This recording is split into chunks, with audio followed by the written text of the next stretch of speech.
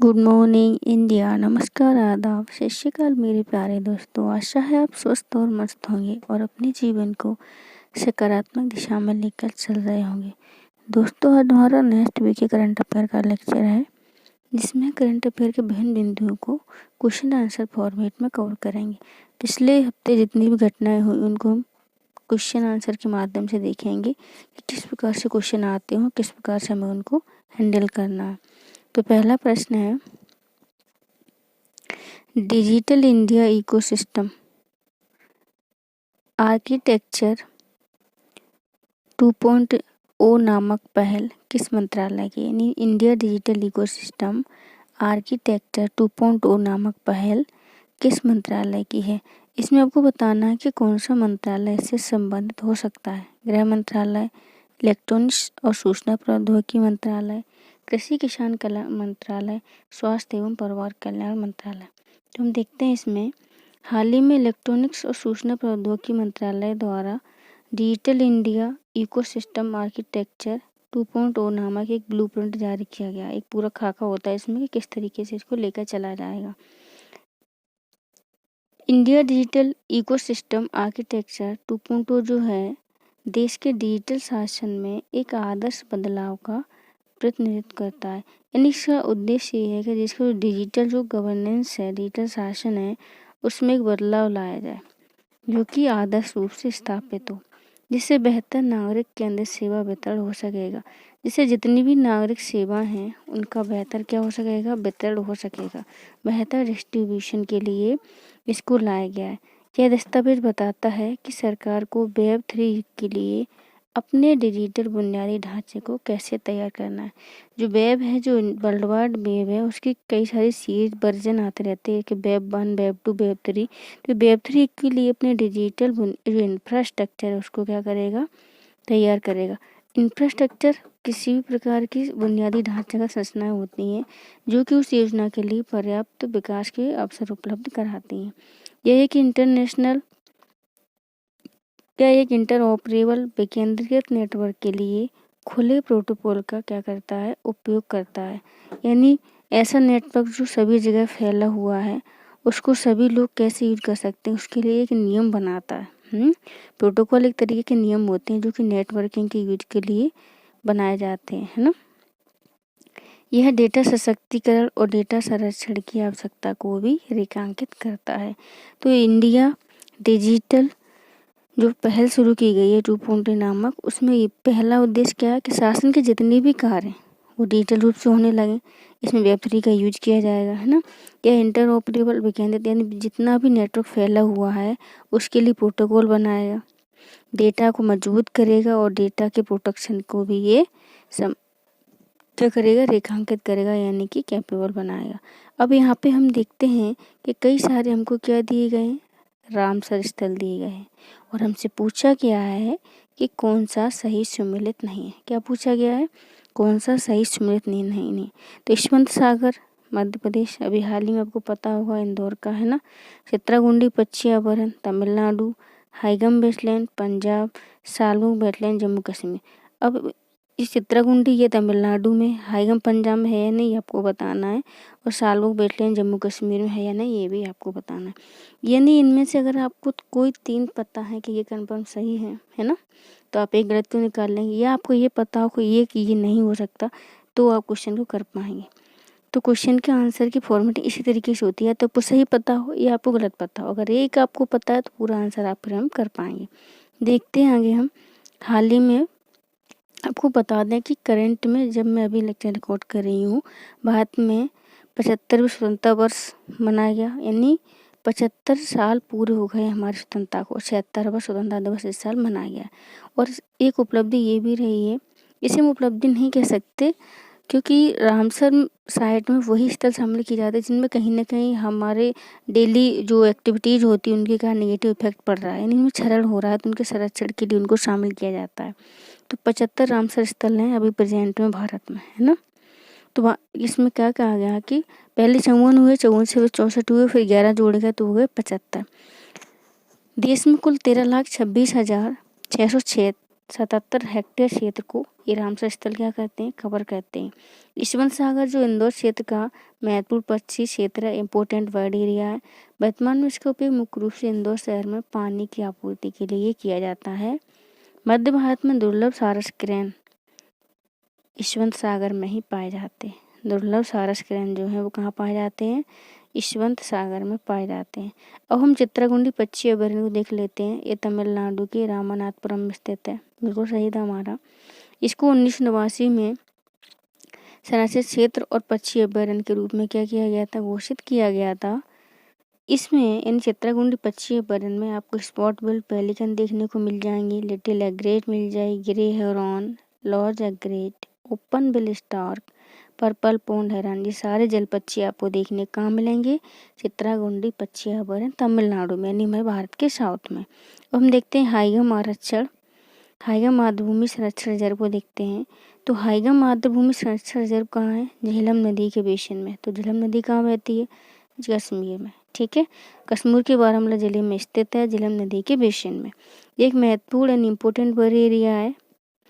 दूसरा हम देखते हैं सालबुग वेटलैंड कंजर्वेशन रिजर्व, यह भी जम्मू कश्मीर में स्थित है। यह एक प्रमुख प्राकृतिक बाढ़ क्षेत्र प्रणाली के रूप में कार्य करता है ना।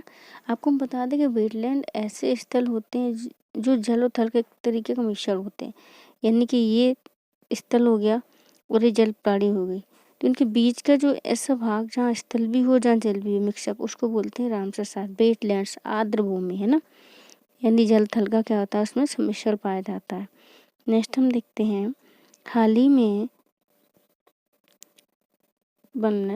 में जपोरिजिया परमाणु संयंत्र जो है चर्चा में रहा है। ये बताना है कि किस देश में स्थित है। तो हाल ही में जो जपोरिजिया परमाणु संयंत्र चर्चा में रहा है, इनमें से किस देश में स्थित हो सकता है। थोड़ा कॉमन सेंस लगाएंगे, ईरान, रूस, यूक्रेन, उज्बेकिस्तान। तो अगर कॉमन सेंस लगाएं तो आपको पता होगा लगभग 6 मंथ से जो है रूस और यूक्रेन का युद्ध जारी है, तो कहीं ना कहीं यूक्रेन से संबंधित हो सकता है। अगर आपको बिल्कुल पता नहीं है तो यूक्रेन या रूस से रिलेटेड हो सकता है ना। देखते हैं आगे। हाल ही में रूस यूक्रेन युद्ध के कारण यूक्रेन स्थित यूरोप का सबसे बड़ा परमाणु ऊर्जा संयंत्र जपोरिजिया चर्चा में रहा है, यानी यह यूरोप का सबसे बड़ा परमाणु ऊर्जा संयंत्र है। कौन, जपोरिजिया, जो कहाँ, यूक्रेन में स्थित है। ठीक है, ये यूक्रेन में स्थित है। ये देखिए जपोरिजिया परमाणु ऊर्जा संयंत्र जो यूरोप का सबसे बड़ा परमाणु ऊर्जा संयंत्र है। यह नीपर नदी के तट पर स्थित है, जो विवादित डोनबास क्षेत्र से केवल 200 किलोमीटर दूर है।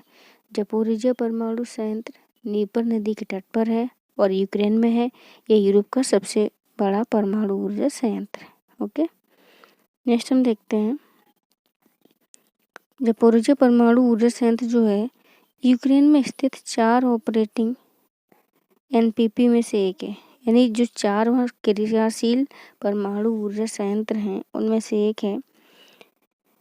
जपोरिजिया एनपीपी में 1984 से 1995 के मध्य कमीशन की गई 6 प्रेशराइज्ड वाटर रिएक्टर इकाइयाँ हैं, जिनमें से प्रत्येक की कुल विद्युत क्षमता कितनी है, 1000 मेगावाट।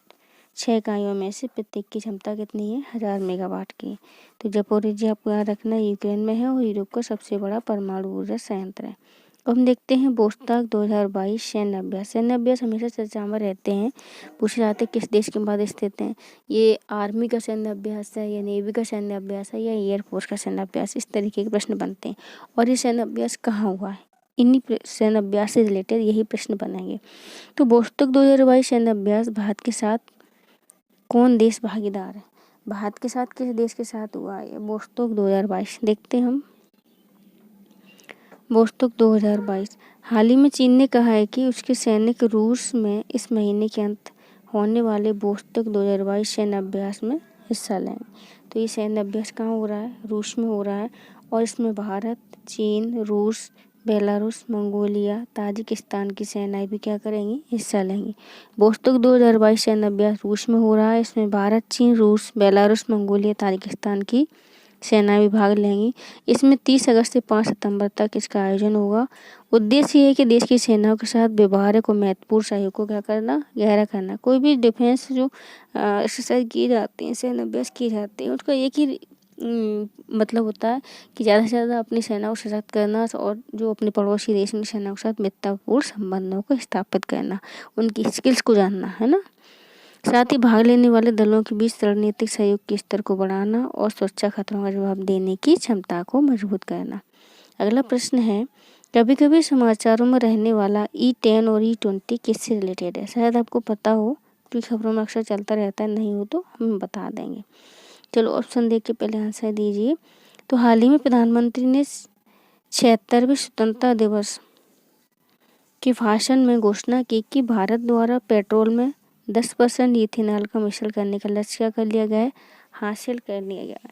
यानी इथेनॉल में, पेट्रोल में जो इथेनॉल की ब्लेंडिंग की जा रही है वो भी 10% का हमने टारगेट हासिल कर लिया है।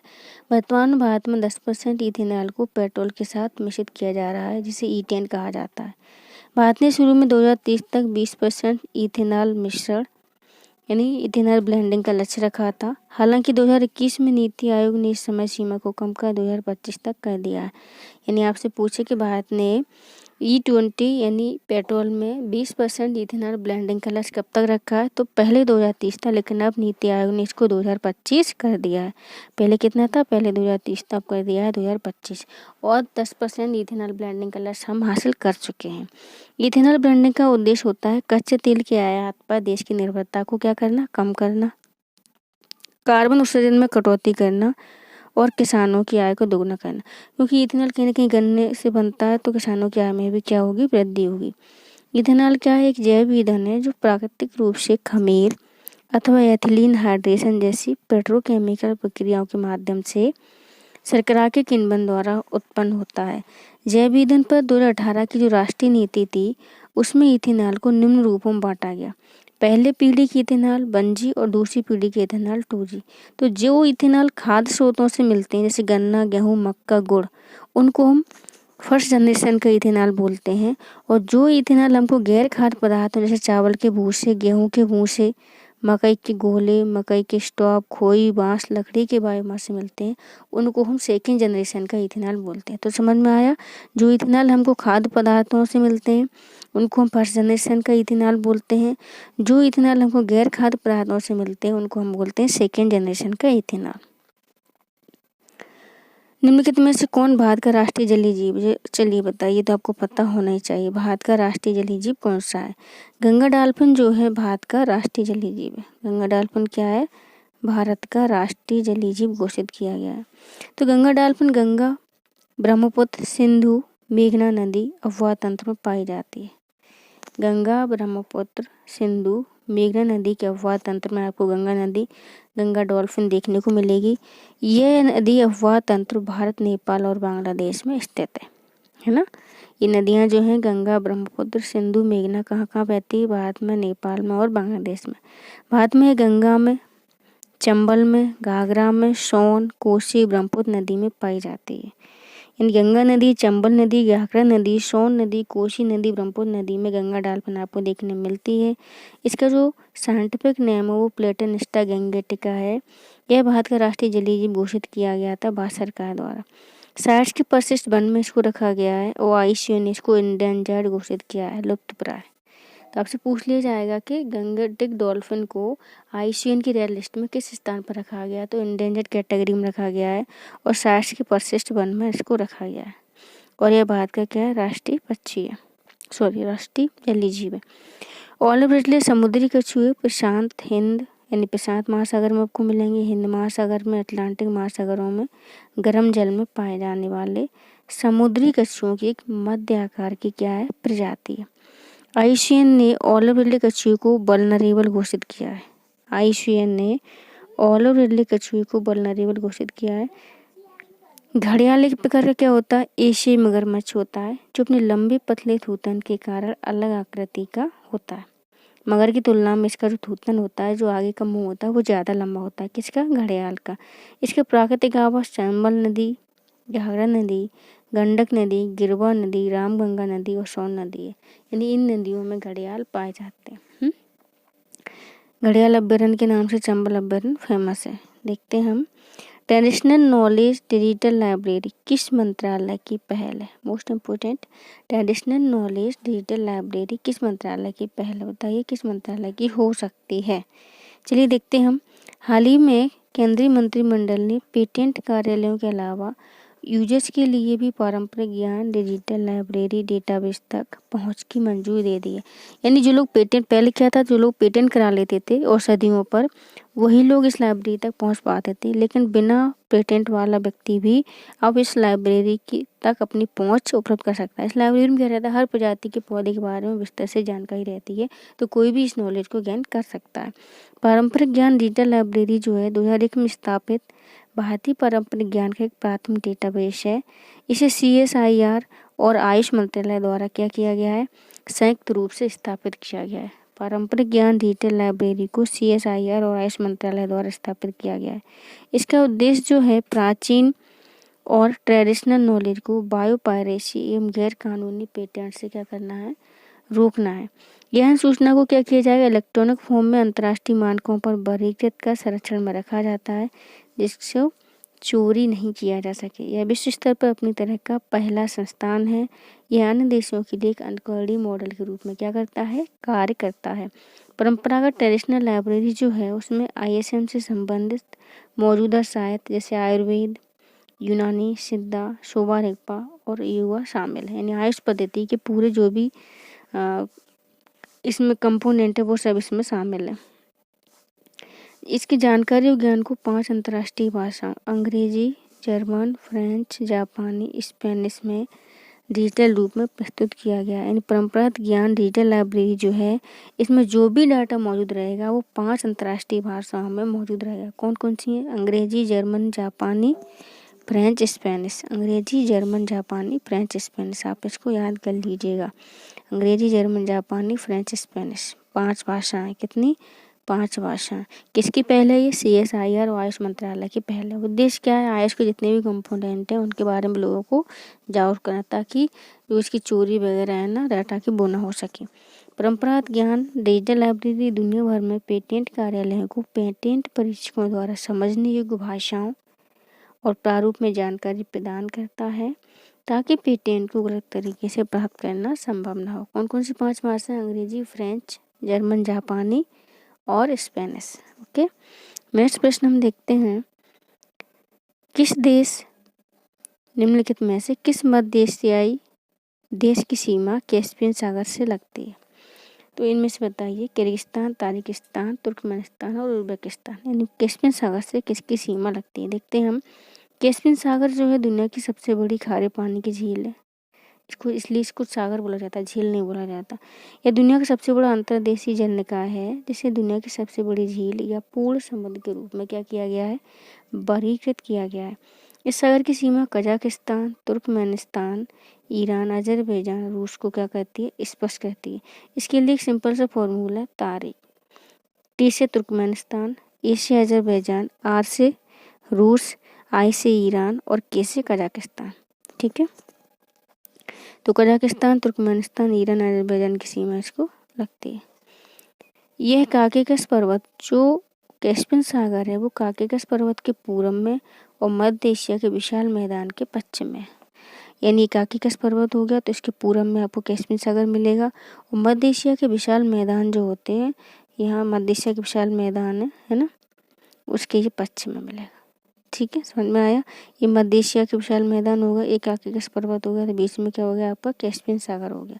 तो ये काकेकस पर्वत के पूर्व में हो गया, मध्य एशिया के मैदान के ये पश्चिम में हो गया। ओके, कैस्पियन सागर में गिरने वाली नदियां हैं, वोल्गा जो कि यूरोप की सबसे बड़ी नदी है, सबसे लंबी नदी है, यूराल, टेरेक, सुलाक, सामूर, कुरा, ये क्या है, कैस्पियन सागर में गिरने वाली नदियां हैं। नेक्स्ट हम देखते हैं, निम्नलिखित में से कौन अगस्त्यामला बायोस्फीयर रिजर्व का भाग नहीं है? अगस्त्यामला बायोस्फीयर रिजर्व का कौन भाग नहीं है, देखते हैं हम। हाल ही में भारत सरकार ने क्या किया है, तमिलनाडु के 5वें हाथी रिजर्व अगस्त्यामला हाथी रिजर्व की नोटिफाइड कर दिया, उसकी नोटिफिकेशन जारी कर दी है।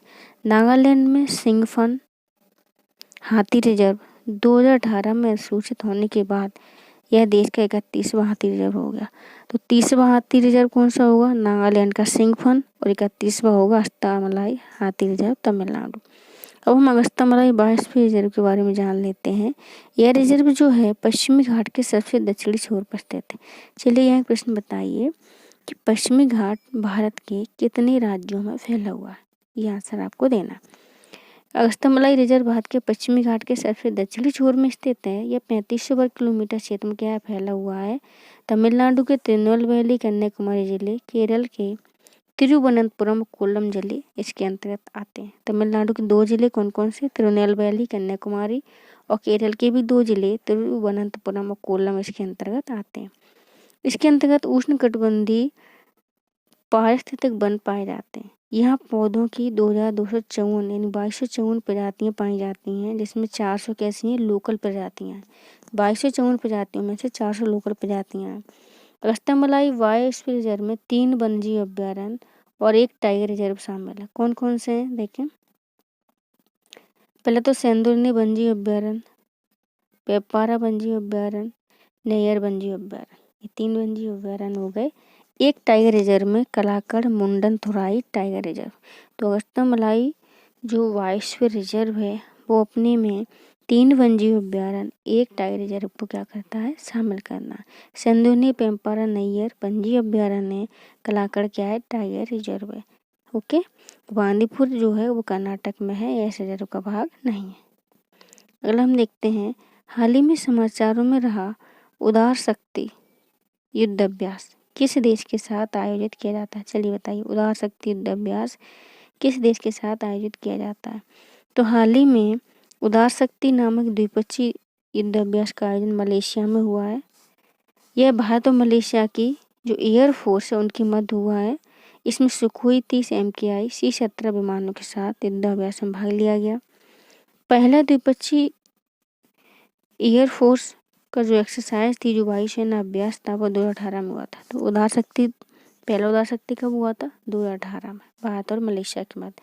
अभी कहाँ हुआ है? अभी मलेशिया में हुआ है, भारत और मलेशिया के मध्य हुआ है। ठीक है। यह अभ्यास लंबे समय से चली आ रही मित्रता को मजबूत करेगा, दोनों सेनाओं के बीच सहयोग को बढ़ाएगा। दोनों देशों के बीच जो अभ्यास होते हैं वो सीक्वेंस वाइज होते हैं। आज इस साल मलेशिया में हुआ था, अगले साल भारत में, उस तरीके से ये होते रहते हैं। ठीक है। इंडियन एयरफोर्स इस अभ्यास के माध्यम से रॉयल मलेशिया वायुसेना के साथ सर्वोत्तम तरीकों क्या करता है? साझा करता है। लड़ने के तरीके, नई नई स्किल्स, है ना। प्रश्न है हमारा, किस अफ्रीकी देश की सीमा लाल सागर से लगती है? चलिए, मिस इथियोपिया, चाड, दक्षिणी सूडान। चलिए देखते हैं, लाल सागर क्या है? एक अर्ध संलग्न उष्णकटिबंधीय बेसिन है। अर्ध संलग्न आदि रूप से जुड़ा हुआ उष्णकटिबंधीय बेसिन है, जो उत्तर पूर्व में अफ्रीका है इसके, और पश्चिम और पूर्व में अरब प्रायद्वीप से घिरा है। उत्तरी छोर पर यह अकाबा की खाड़ी स्वेज की खाड़ी से अलग हो जाता है, जो स्वेज नहर के माध्यम से क्या है? भूमध्य सागर से जुड़ा है। देखो ये रेड सी है ना, ऊपर इसकी स्वेज नहर रहती है, अकाबा की खाड़ी रहती है ना, जो स्वेज नहर के माध्यम से भूमध्य सागर से क्या होता है? जुड़ जाता है। नेक्स्ट हम देखते हैं, दक्षिणी छोर पर यह बोवल मंडेव जलडमरू मध्य के द्वारा अदन की खाड़ी और हिंद महासागर से क्या है? जुड़ा हुआ है। तो लाल सागर और अदन की खाड़ी के मध्य क्या आपको मिलेगा? बोवल मंडेव जलडमरू मध्य मिलेगा। यह रेगिस्तान और रेगिस्तानी क्षेत्रों से घिरा हुआ है, जिसमें कोई भी बड़े ताजे पानी का प्रवाह नहीं होता। इसमें ताजे पानी का प्रवाह नहीं होता है। जिबूती, मिस्र, इरिट्रिया, सूडान अफ्रीकी महाद्वीप के देश हैं जिसकी सीमा लाल सागर से डायरेक्टली लगती है। किसकी?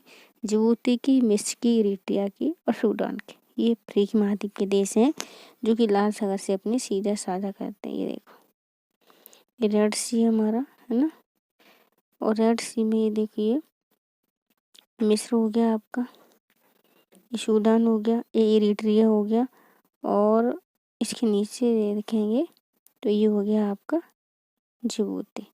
इरिट्रिया जिबूती जो है हॉर्न ऑफ अफ्रीका के भाग है। और ये लाल सागर जो रहता है अदन की खाड़ी से बोवल मंडेव जलडमरू मध्य के द्वारा क्या होता है? अलग होता है। ये रेड सी है, ये अदन की खाड़ी है, यहाँ पर इनको जो जोड़ने वाली जलडमरू में जल संधि है वो बोवल मंडेव है। ठीक है। चलिए अगला देखते हैं। हाल ही में समाचारों में रहा बनसेरा वासग्राम क्या है? बनसेरा वासग्राम क्या है, चलिए बताइए। तो हाल ही में समाचारों में क्यों रहा ये? दिल्ली के उपराज्यपाल जो एलजी होते हैं वो दिल्ली के पहले बैम्बू थीम पार्क बनसेरा की इन्होंने क्या की है, नींव रखी है। इसके तहत यमुना बाढ़ के मैदानों के पारिस्थितिक विनिर्देश को बढ़ाकर पार्क को एक सांस्कृतिक स्थल के रूप में विकसित किया गया है। इस पार्क में असम से लाए गए बांस की 25,000 से अधिक विशेष किस्मों को लगाया जाएगा। बांसग्राम त्रिपुरा में स्थापित भारत का पहला बांस पार्क है और बनसेरा को अभी दिल्ली में स्थापित किया गया है। बांसग्राम कहाँ है? त्रिपुरा में स्थापित है। भारत का पहला बांस पार्क है, ठीक है। और बनसेरा दिल्ली में अभी इसकी नींव रखी गई है, पहला बैम्बू थीम पार्क जो दिल्ली का पहला बैम्बू थीम पार्क। और बांस के बारे में जान लेते हैं। बांस एक घास कुल का सपुष्पक आवृत बीजी एक बीजपत्री पादप है, यानी बांस को पेड़ पौधों की श्रेणी में न रख के घास की श्रेणी में रखा गया है। तो घास कुल का एक सपुष्पक, यानी इसमें फूल भी आते हैं और इसके बीज ढके हुए होते हैं और एक बीजपत्री पादप है। एक बीजपत्री यानी ऐसे बीज ये जिनके दो बराबर पार्ट अलग नहीं होते। जैसे चने के दो पार्ट अलग हो जाते हैं, मटर के हो जाते हैं, वैसे इसके अलग नहीं होते। ये पृथ्वी पर सबसे तेज बढ़ने वाला काष्ठी पौधा है। सबसे तेजी से इसमें वृद्धि होती है। ये कटाई के बाद स्वतः पैदा हो जाता है। यह अन्य पेड़ों की तुलना में वातावरण से 25% ज़्यादा CO2 का क्या करता है, कैप्चर करता है, एब्जॉर्ब करता है, शोषण करता है। बांस सबसे अधिक दक्षिण पूर्व एशिया, भारतीय उपमहाद्वीप और प्रशांत महासागर के द्वीपों पर पाए जाते हैं। कहाँ पाए जाते हैं? दक्षिण पूर्व एशिया, भारतीय उपमहाद्वीप और प्रशांत महासागर के द्वीपों पर ये पाए जाते हैं। हाल ही में समाचारों में रहा सैगिटेरियस ये क्या है? हाल ही में समाचारों में रहा सैगिटेरियस स्टार क्या है? चलिए बताइए क्या हो सकता है, देखते हैं हम। इवेंट होराइजन टेलीस्कोप की सहायता से वैज्ञानिकों ने हमारी आकाशगंगा, जिसे हम मिल्की वे बोलते हैं, उसके केंद्र में सैगिटेरियस ए स्टार नामक ब्लैक होल की पहली छवि की क्या की है, पुष्टि की है। किसने? इवेंट होराइजन टेलीस्कोप ने। शोधकर्ताओं ने ब्लैक होल को हमारी आकाशगंगा के केंद्र में the gentle giant in the centre of our Galaxy कहा है ना। इसको क्या कहा है? हमारी आकाशगंगा केंद्र में the gentle giant in the centre of our galaxy का है। यह हमारे सूर्य से 4 मिलियन गुना अधिक विशाल है। ये हमारे सूर्य से क्या है, 4 गुना मिलियन अधिक विशाल है। अब ब्लैक होल के बारे में देख लेते हैं। इसका सिद्धांत 1915 में आइंस्टीन द्वारा दिया गया था। यह ब्लैक होल 2 श्रेणियों के होते हैं। एक श्रेणी तारकी ब्लैक होल की होती है, स्टार वाली, जो कुछ 100 द्रव्यमानों से बनते हैं। ऐसा माना जाता है कि बड़े तारों की मृत्यु से ब्लैक होल बनते हैं। जितने भी बड़े बड़े स्टार होते हैं उनकी मृत्यु से ब्लैक होल का निर्माण होता है। अगर हम दूसरी श्रेणी की बात करें तो उसमें सुपर मैसिव ब्लैक होल की होती है, जो काफ़ी भारी होते हैं। इस सौरमंडल के सूर्य की संख्या की तुलना में हजारों गुना बड़े होते हैं, हजारों गुना बड़े हो जाते हैं। जब ऐसा मानते हैं कि जब 2 या अधिक ब्लैक होल आपस में मिल जाते हैं तो क्या होता है, सुपर मैसिव ब्लैक होल का क्या होता है, निर्माण होता है। नेक्स्ट क्वेश्चन है, किस राज्य में सबसे अधिक रामसर स्थल है? किस राज्य में सबसे अधिक रामसर स्थल है? अभी इससे पहले यूपी में सबसे अधिक थे। अभी वर्तमान में जो रामसर स्थल जोड़े गए हैं उससे इनकी संख्या चेंज हो गई है और कोई दूसरा राज्य है तो आपको बताना है वो कौन सा राज्य है। इसमें सर्वाधिक रामसर स्थल है। देखते हैं हम। हाल ही में भारत सरकार ने रामसर साइट की सूची के लिए 11 आदिवासी क्षेत्रों को नामित किया, जिससे कुल संख्या 75 हो गई है। नामित किए गए स्थलों में उड़ीसा में तंपारा, हीराकुंड जलाशय, अशुपा झील है। मध्य प्रदेश में यशवंत सागर है जो इम्पोर्टेंट बर्ड एरिया है। तमिलनाडु में चित्राकुंडी पक्षी अभयारण्य, सुचेंद्रन थेरूर वेटलैंड कॉम्प्लेक्स, बुडूवर पक्षी अभयारण्य, कांजीर कुलम पक्षी अभयारण्य। महाराष्ट्र में ठाणे क्रीक, जम्मू कश्मीर में हाइम वेटलैंड कंजर्वेशन रिजर्व और साल्वो खंड वेटलैंड कंजर्वेशन रिजर्व। अभी हमने पूछा था मैचिंग के लिए तो हाइम वहाँ पंजाब लिखा था, बट हाइम कहाँ है, जम्मू कश्मीर में है। रामसर साइट रामसर कन्वेंशन के तहत अंतर्राष्ट्रीय महत्व की एक आर्द्र भूमि होती है। ईरान के रामसर में 1971 में सम्मेलन में रामसर कन्वेंशन पर क्या हुए थे, हस्ताक्षर हुए थे। भारत ने इस पर कब हस्ताक्षर किए थे? 1 फरवरी 1982 को। 1 फरवरी 1982 को भारत ने इस पर साइन किए थे। 1982 से 2013 तक रामसर साइट्स में 26 आर्द्र भूमि को शामिल किया गया है और 2014 से 22 तक 49 नए स्थलों को जोड़ा गया है। ठीक है, वर्तमान में कितने स्थल हैं? 75 स्थल हैं, जिसमें सर्वाधिक स्थल तमिलनाडु में है 14। इसके बाद उत्तर प्रदेश का स्थान है 10। सबसे ज़्यादा तमिलनाडु 14, फिर यूपी 10। सुर्खियों में रहा ताइवान कहाँ अवस्थित है? अभी ताइवान जो है, जो अमेरिका की एक प्रतिष्ठित संसदीय सदस्य थी, व्यक्ति, पर्सनालिटी थी, उन्होंने ताइवान की यात्रा की, जिसको लेकर चीन और ताइवान क्या अभी चर्चा में है। तो देखते हैं कि ताइवान कहाँ स्थित है, बताइए। हाल ही में भारत ने ताइवान की यथास्थिति को बदलने के लिए किसी भी एक तरफा कार्रवाई से बचने की बात की। इन भारत इसमें भी चुप है, कुछ बोल नहीं रहा है। ताइवान जो उत्तर पश्चिमी प्रशांत महासागर में स्थित द्वीपीय देश है। ये प्रशांत महासागर है ना, तो प्रशांत महासागर में कहाँ है? उत्तर पश्चिमी प्रशांत महासागर में स्थित है। चीन लंबे समय से ताइवान को अपना हिस्सा बताता रहा है, वन चाइना पॉलिसी की तरह इसको अपना हिस्सा बताता है वो। ताइवान जल संधि ताइवान को मुख्य चीन भूमि से क्या करती है? अलग करती है। ये देखिए, ये ताइवान है,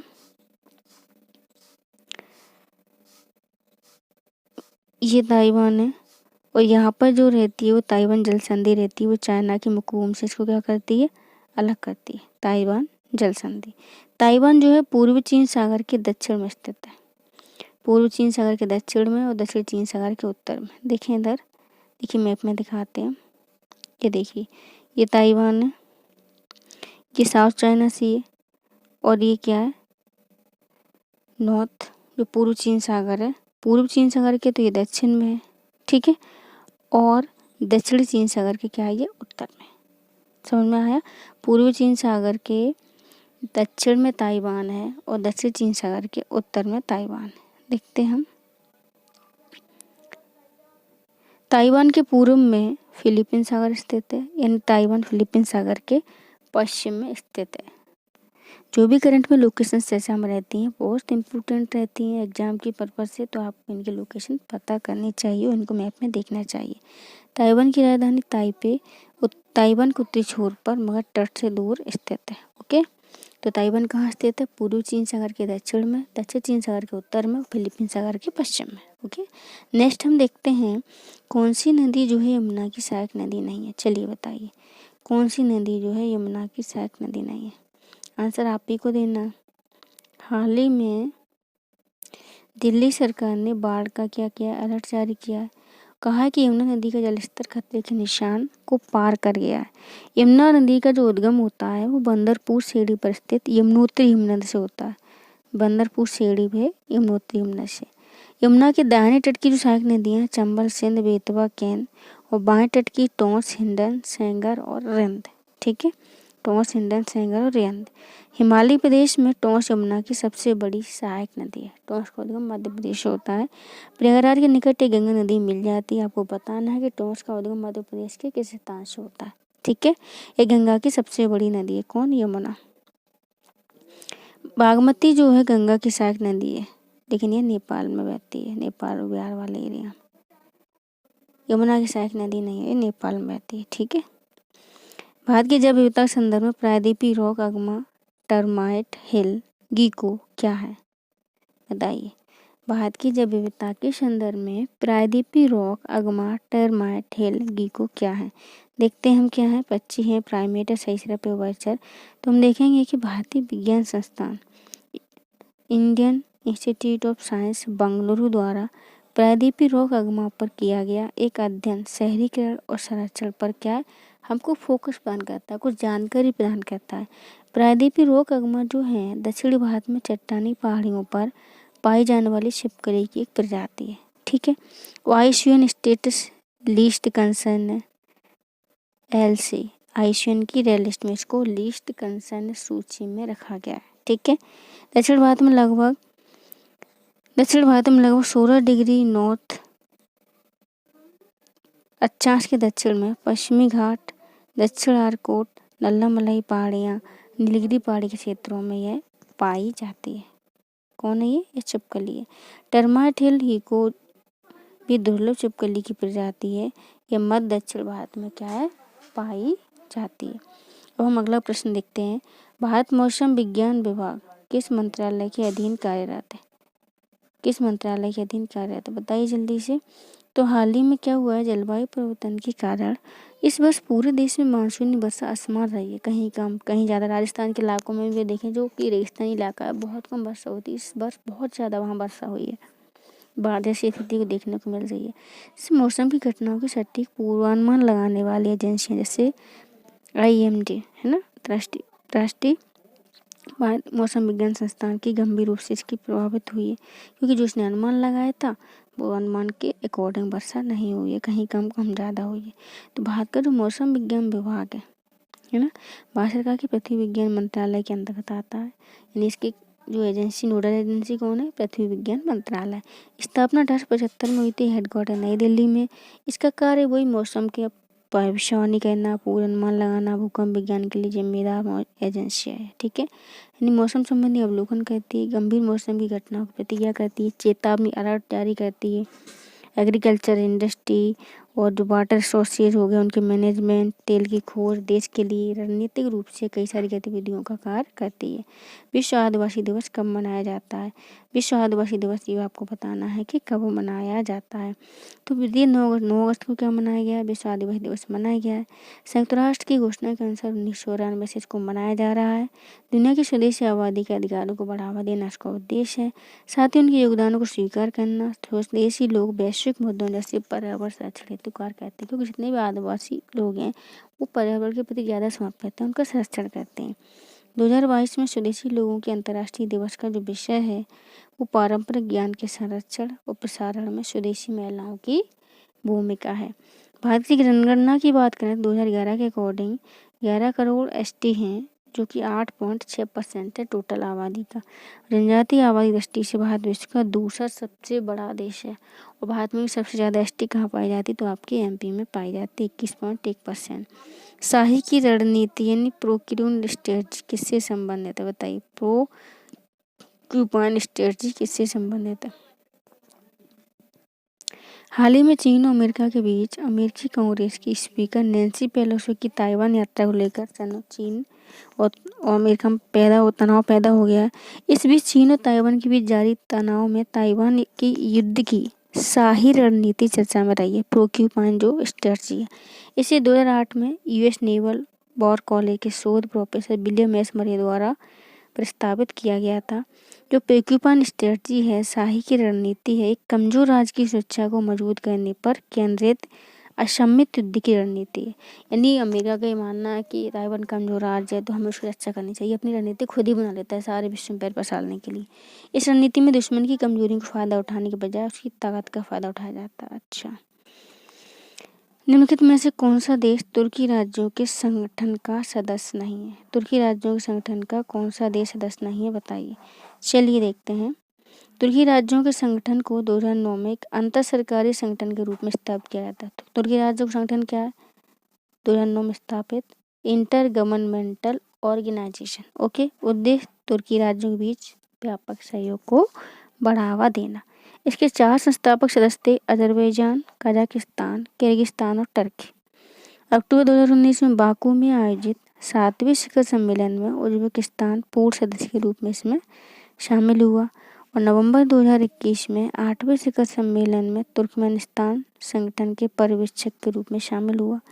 आर्मेनिया तुर्की राज्यों के संगठन का सदस्य नहीं है। तो कौन कौन सदस्य हैं? Turkmenistan, Uzbekistan, Azerbaijan, Kazakhstan, Kyrgyzstan और टर्की। ठीक है, 4 संस्थापक थे, लेकिन आर्मेनिया क्या है? इसका सदस्य नहीं है। ओके, देखते हैं विश्व अंगदान दिवस कब मनाया जाता है।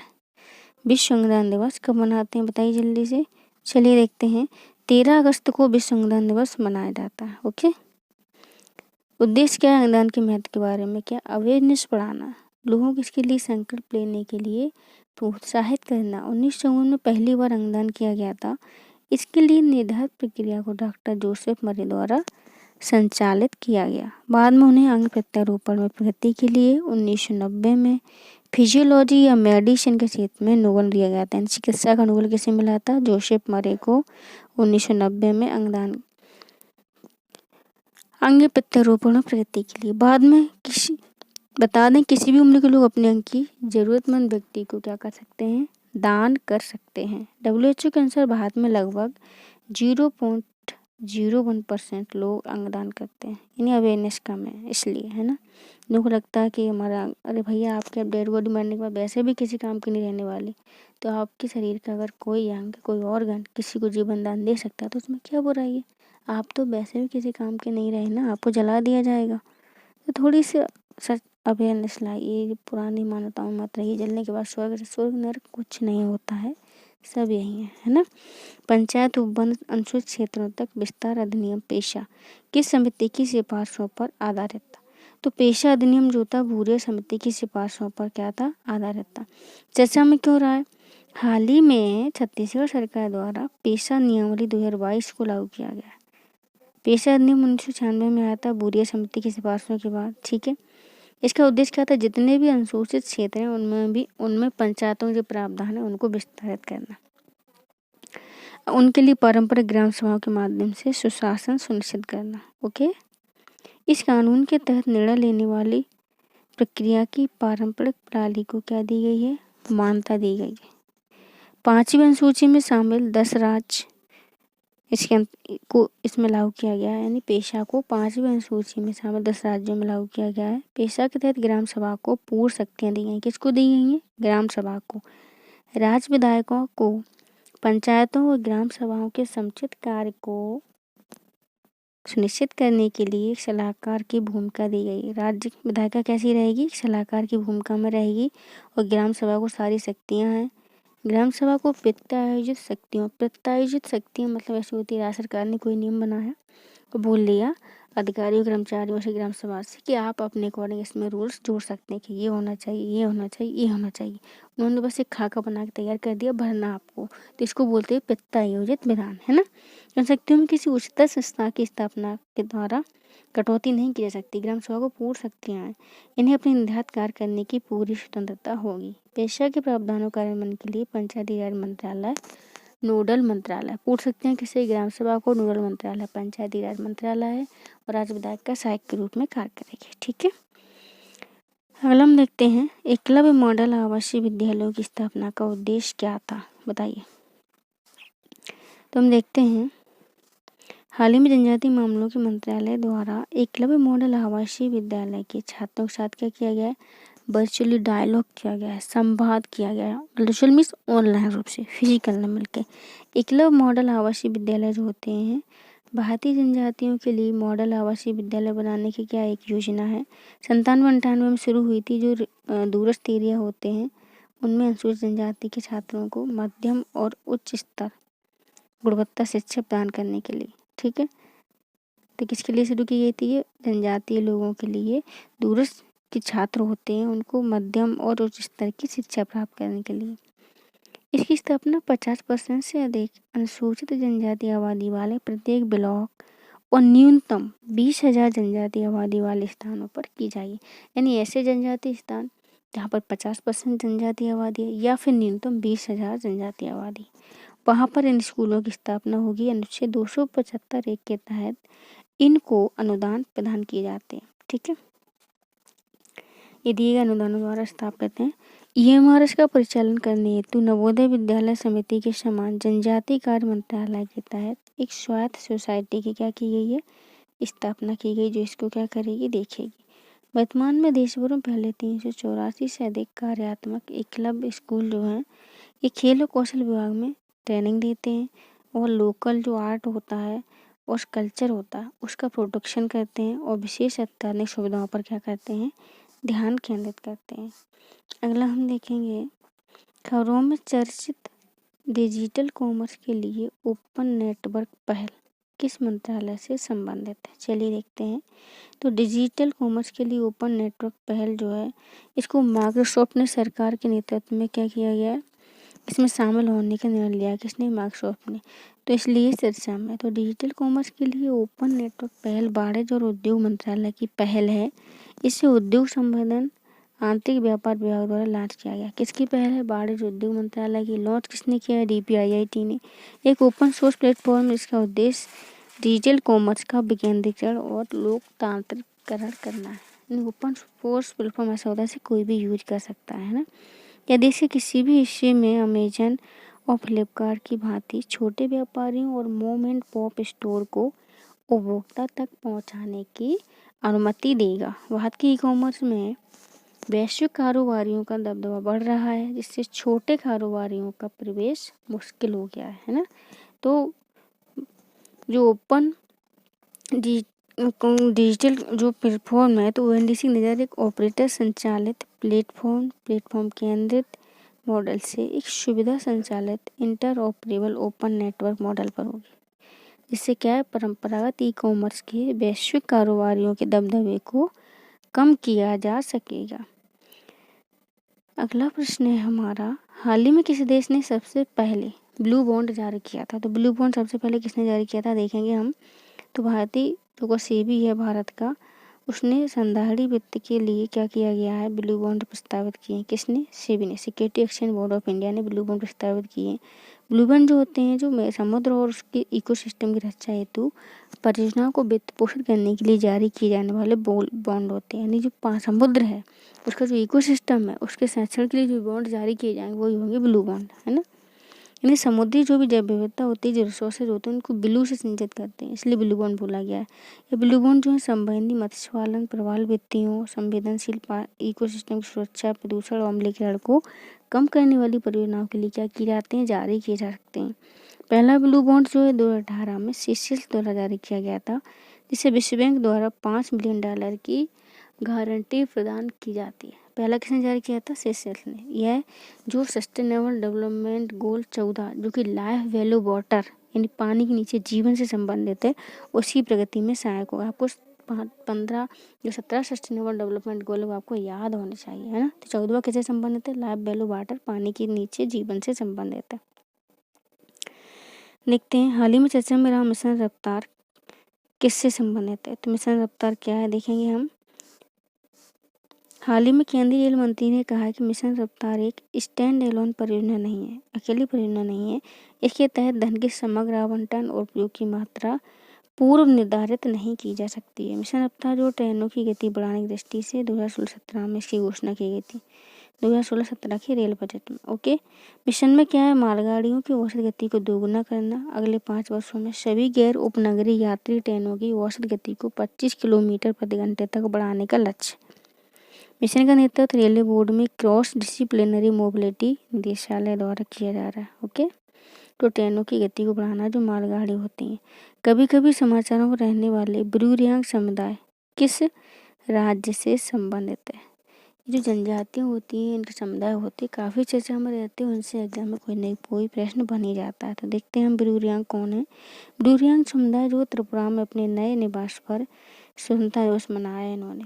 त्रिपुरा के जनजाति समुदाय है, इनका जो अभी इन्होंने नया अपना निवास बनाया है यहीं लोकल में, उन्होंने क्या किया वहाँ पे स्वतंत्रता दिवस मनाया। इस ब्रू जनजाति को त्रिपुरा में रियांग कहते हैं, ठीक है। ये विशेष रूप से पर्टिकुलरली वल्नरेबल ट्राइब के रूप में वर्गीकृत 75 जनजाति समूह में से एक है। यानी भारत में कुल 705 जनजातियाँ हैं, उनमें से 75 को पीवीटीजी घोषित किया गया है, ठीक है। 75 को पीवीटीजी घोषित किया गया है, इसमें सबसे ज़्यादा पीवीटीजी उड़ीसा में मिलेंगे आपको 13। तो त्रिपुरा और मिजोरम के अलावा असम, मणिपुर में भी आपको ब्रू-रियांग का निवास देखने को मिलेगा। 1997 में क्या हुआ था, जनजातीय तनाव के कारण लगभग 5000 ब्रू-रियांग परिवारों ने मिजोरम से क्या किया गया था, त्रिपुरा में शरण ली थी। इसलिए तो अभी बोला गया कि त्रिपुरा में उन्होंने नया निवास बनाया। त्रिपुरा मिजोरम से वो त्रिपुरा में आए थे।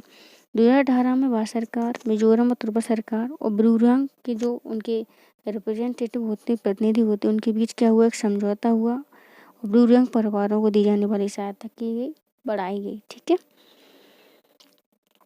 केंद्र सरकार ने मिजोरम के आदिवासी शरणार्थियों को स्थायी रूप से त्रिपुरा में बसाने का फैसला किया था। रियांग जनजाति जो है हिंदू धर्म के वैष्णव संप्रदाय को मानते हैं और इनका जो मुखिया होता है उसको राय कहा जाता है। ये क्या है, हिंदू धर्म के वैष्णव संप्रदाय को मानते हैं और इनकी मुखिया को क्या कहा जाता है, राय कहा जाता है, ठीक है। तो ऐसे वाले राय है ना, तो उससे याद कर लेना, इनको राय कहा जाता है।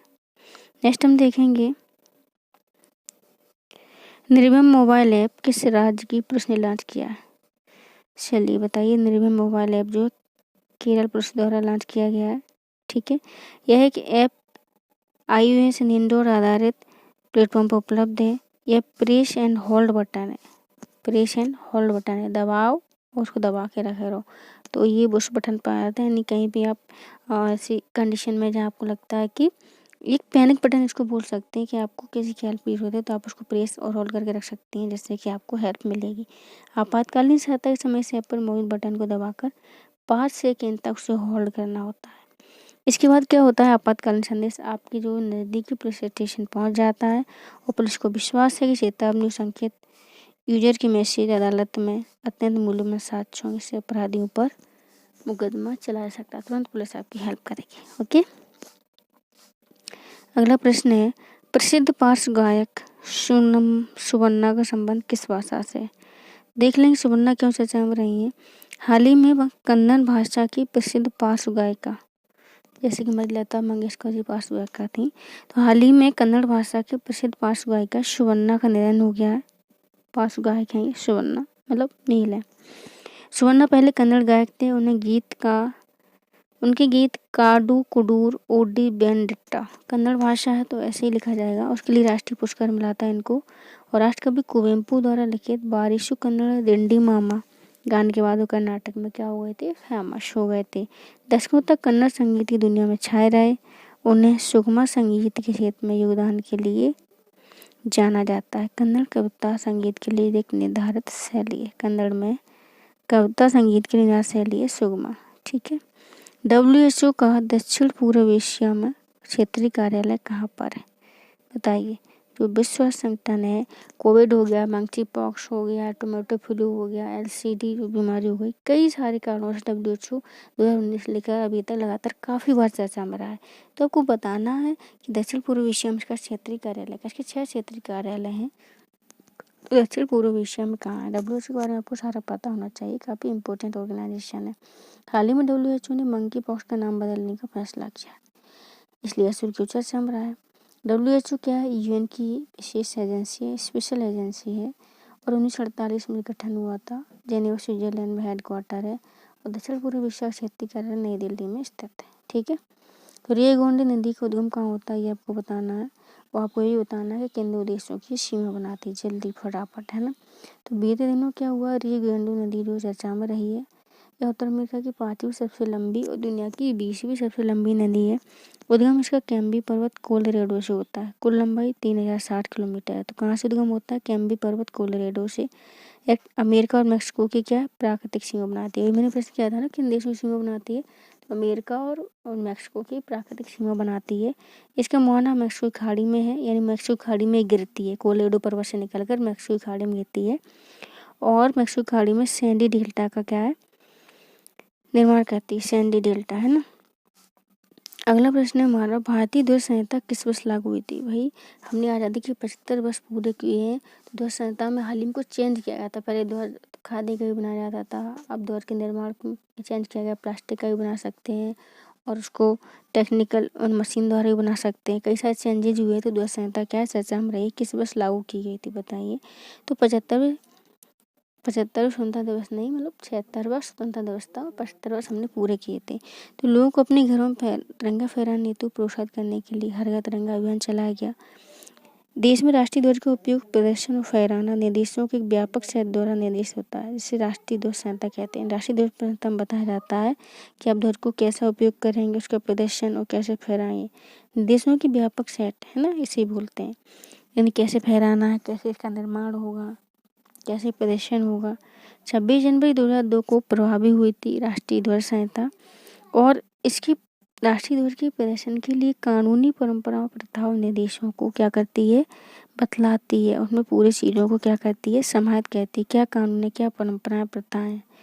यह निजी, सार्वजनिक, सरकारी संस्थानों द्वारा राष्ट्रीय ध्वज के प्रदर्शन को क्या करती है, नियंत्रित करती है कि कौन कैसे फहरा सकता है, किस समय तक इसको फहराया जा सकता है।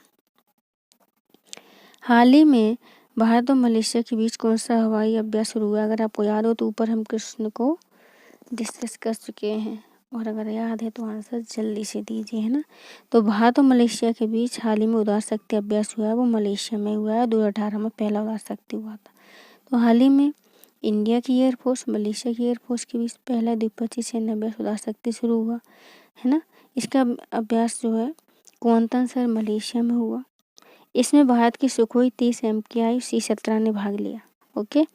जबकि मलेशिया की सुखोई 30 MKM मलेशिया की सुखोई 30 MKM एयरक्राफ्ट ने भाग लिया।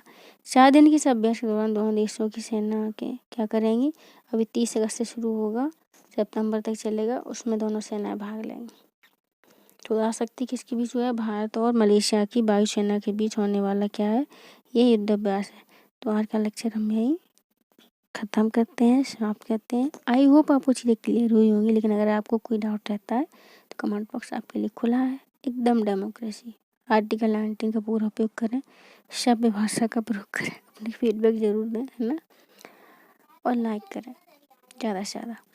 आजकल टीचर तो पूरे समर्पित है पढ़ाई के लिए, लेकिन स्टूडेंटों को रिस्पॉन्स बिल्कुल नहीं मिल रहा है। मुझे लगता है कि कहीं ना कहीं जो हमारे सोशल वैल्यूज है उनमें ही कमी है।